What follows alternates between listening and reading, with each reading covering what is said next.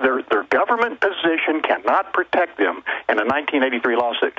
Well, you know as well as I, police have authority to make arrests, to do all those things because they are making a citizen's arrest. And in the incorporated city, under state law, the people are hiring you to be designated citizens with special training and weapons, but hired by us to serve, to go out, and it's the same power of citizen's arrest that does that.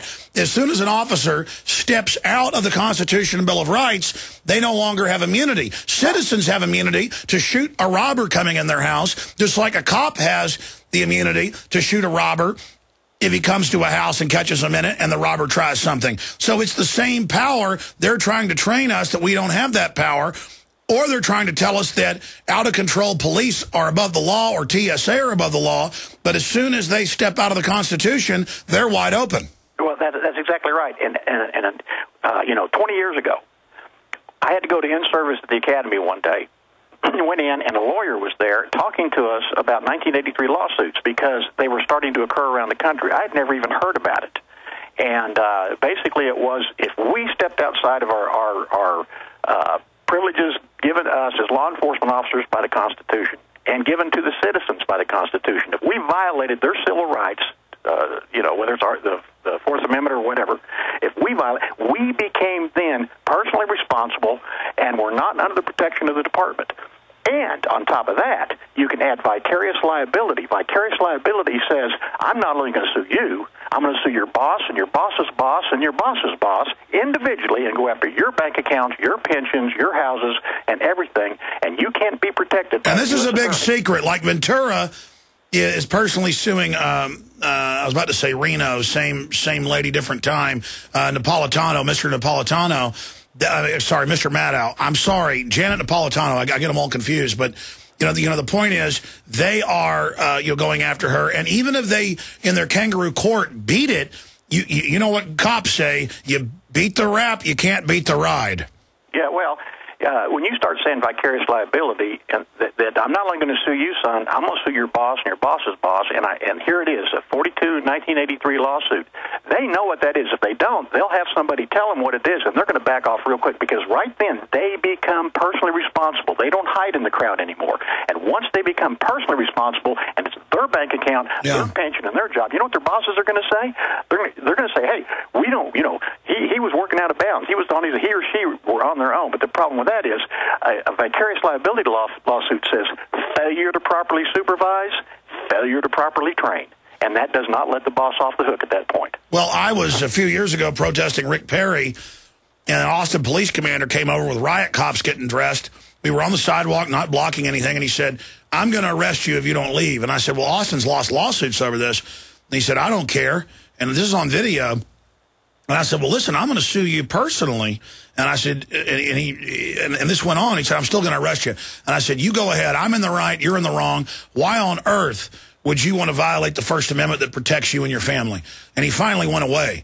But, I mean, cops just need to know the Bill of Rights and Constitution is there to protect them as well as everybody else. Well, the problem is there's a lot of departments, especially your smaller ones, they get very little training on that. They get a little bit of constitutional law when they go through the academy, and after that, except for once in a while at in-service, they really don't get it reinforced.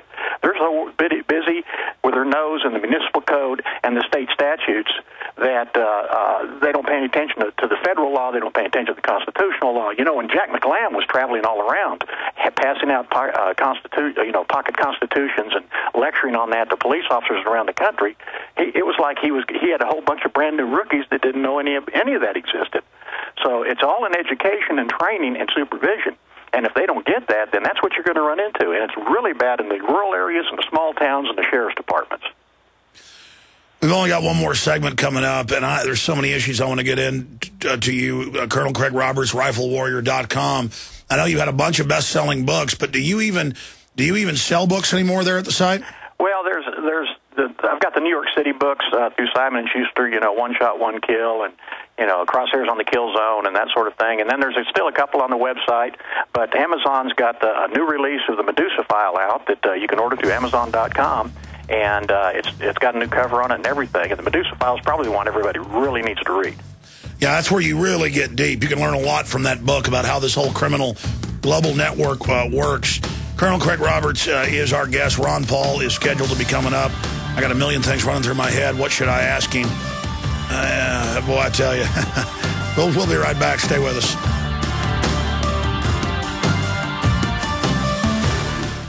If you've ever wanted to grow the absolute best tasting fruits and vegetables imaginable, here's some exciting news. There's a new product designed to make growing delicious produce easy. It's called ProtoGrow, and it's dynamite in the garden. ProtoGrow is a bioactive superfood for plants that works by providing true broad-spectrum nutrition, allowing plants to achieve their full genetic expression. What does this mean in the garden? It means mouth-watering fruits and vegetables, brilliantly colored flowers, herbs that finally grow to medicinal strength, blue ribbon garden produce jam-packed with bioavailable minerals and trace elements, giant pumpkins, even high-potency, high-brix wheatgrass. ProtoGrow is a proprietary blend of full-spectrum nutrients from the sea. It literally contains the basic building blocks of life itself. In fact, ProtoGrow is so effective at producing rapid plant growth in record time that it almost forces plants to grow even under the worst light and soil conditions. It's also perfect for growing your own survival foods and might just be the ultimate hard times barter item. To grow tastier fruits and vegetables right now, go to growlikecrazy.com. That's growlikecrazy.com or call 877-327-0365. 877-327-0365. The folks at eFoods Direct have saved you from the huge price increases on food by buying raw materials ahead and packing your supplies themselves. They haven't increased their prices on great long-term food reserves since last year. With the rising cost of raw materials and gas prices, they can't hold off any longer. As of July 1st, eFoods Direct is forced to increase their prices so they can still ship you the best storable food on the planet. Until the end of June, you can lock in the cost of your food at last year's prices by calling 800-409-5633. Your time is running out to build your supply with the best food on the planet at last year's prices with eFoods Direct. Call 800-409-5633. Prices go up at the end of June. Go to efoodsdirect.com/Alex. Call 800-409-5633 or go to efoodsdirect.com/Alex. On the average, Americans work between 45 to 50 years, hoping to build up enough wealth to retire and live out their golden years. Unfortunately, with taxation, the rising cost of food, energy, housing, and medical, many retirees are forced to live below the poverty line. Is this a flaw of free enterprise, or is our monetary unit we call the Federal Reserve Note forcing us into perpetual debt, ensuring inflation and higher taxes? These questions and more can be answered by reading G. Edward Griffin's book, The Creature from Jekyll Island. Congressman Ron Paul states it's what every American needs to know about central bank power. A gripping adventure into the secret world of international banking cartel. Hi, this is Ted Anderson. I will give a silver dollar from the early 1900s to anyone who purchases this book. Call 1-800-686-2237 and order a copy today. It's critical that the public be made aware of the system. Call and order your copy today at 1-800-686-2237. That's 1-800-686-2237. Will I have garlic breath after I take LEC? We get that question all the time about the world's best garlic extract, LEC. And the answer is, LEC contains stabilized allicin, nature's antimicrobial agent, and the active ingredient in crushed garlic, but will not give you garlic breath. Scientifically proven in double-blind studies, using low doses of allicin greatly reduces the number, severity, and duration of common colds. Our powerful LEC contains 300 milligrams of stabilized allicin. Just one tablet of LEC is equivalent to 40 garlic cloves. It's effective against asthma, MRSA, bacterial, fungal, and viral infections, and helps lower high blood pressure and high cholesterol. Plus, it's a natural mosquito repellent. Boosts resistance to infection with nature's best garlic extract, LEC. For more information and to order LEC, call 877-888-7126 or go to garlichealthproducts.com. That's 877-888-7126 or garlichealthproducts.com. Fight back with LEC.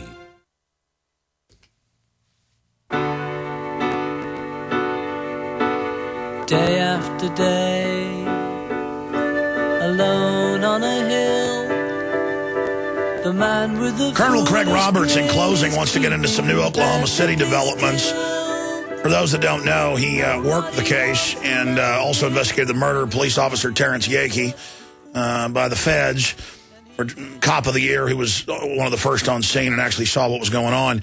A lot of new developments on Oklahoma City front. Colonel Craig Roberts, you've been tracking this since it happened 16 years ago. What's the latest info?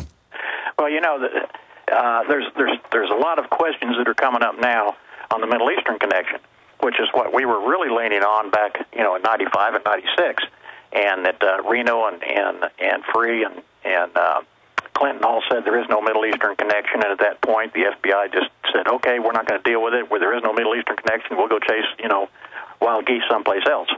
Well, we have documents that have surfaced from the Philippine intelligence services where Nichols, had gone to the Philippines on several occasions, did not have a job, had no money, yet he was able to fly back and forth to the Philippines, stay in hotels, and go to meetings with Abu Sayyaf. And the documents that surfaced from the Philippines name the names of who he met over there, and one of them was Mohammed Wali Khan, who was tied to the Sheikh Khalid Mohammed.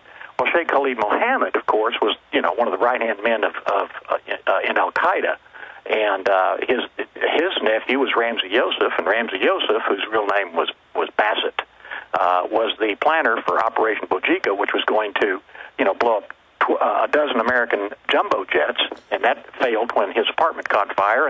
Now, you talked about this a decade ago, but now more documents have come out. Right. But people get confused. You're saying clearly ATF involved. You got McVeigh now. They got sworn affidavits from Nichols and others that he was sheep-dipped out of special operations. You've got German intelligence there. You got Jane Graham seeing McVeigh in the building, the gray sticks of butter. This is a classic criminal network operation, because that's what Clinton would hire, would be a group, so that it's so confused. Just like with Kennedy, nobody can understand how it was run. Is that where this is going? Well, yeah, pretty much. It's now we have documents that name and pretty much date Nichols in the Philippines meeting with members of Al-Qaeda, and it goes all the way to a guy that then we called Osama bin Laden with a U, which is his actual real name, and they changed it to Osama sometime later on. In fact, I even mentioned him in the Medusa file back before 9/11. No one ever acted like they ever heard of this guy before, but we stumbled onto him. But anyway, we've got those documents showing there's a definite Middle Eastern connection. It goes to where? Pakistan. And it goes to the area between the Pakistan border and the Afghan border, and then across the border into the terrorist training camps that were originally set up by the CIA to train the Mujahideen to fight the Russians. And we've got all of this evidence. Plus, we've got the names of Americans that are involved that ran a travel service to the Philippines out of Scottsdale, Arizona. And all of this was, a lot of this went to Jana Davis, and Jana took it to the U.S. Attorney, took it to the FBI. They didn't want to see it. They didn't want to touch it. Craig, we're almost out of time. From your deep research of this, best we can tell, who was running the operation? How were the different players involved? Well, it's hard to put your finger on who exactly pushed the green button that said make it go, but we know who was covering up the operation, and that tells us a lot. You've got the entire Clinton regime that covered up the actual leads to the Oklahoma City bombing. You had special agents of the FBI out of New York, I think it was, that came in and refused to investigate the actual leads that we came up. We've got the head of counterterrorism was there the night before and got caught lying about it. Well, and we've had them change reports, change witness statements, intimidate witnesses. Terrence Yankee, of course, he ended up dead. Several other people ended up dead that saw things they shouldn't have seen, that talked about it. Jane Graham, who saw Andrea Strassmeyer in the basement of the Murrah building. We've got all of these things, but you can't get anybody to do anything about it, because that tells you if you do something about it, it's going to lead someplace to a... What does that mean when you got Muslim extremists, terrorists, you got German intelligence, you got McVeigh running around, you got the ATF running around? I mean, it's incredible. Yeah, and it's a soup sandwich. And the thing about this, when you do come up with good leads, and you've got the federal government who refuses to address those leads, who doesn't want to see it, doesn't want to touch it, that tells me everything I need to know. If I'm going to arrest a guy and I can't get the prosecutor to go along with it, I'm powerless. Incredible. And, of course, about the case where the lawyers have been getting different FBI documents where one set's blacked out in one area, the other in the other, and they're able to put them together and find out that the Southern Poverty Law Center was basically running Elohim City. Oh, yeah. Andrew Strassmeyer was reporting straight to the Southern Poverty Law Center. I mean, those people are the ones that derailed the investigation. They actually had the whole thing twist away from the Middle Eastern connections and the actual, what the witnesses actually saw, at the scene. And they twisted it all around to where it was all Elohim City and bank robbers and yada yada, which was a false flag, false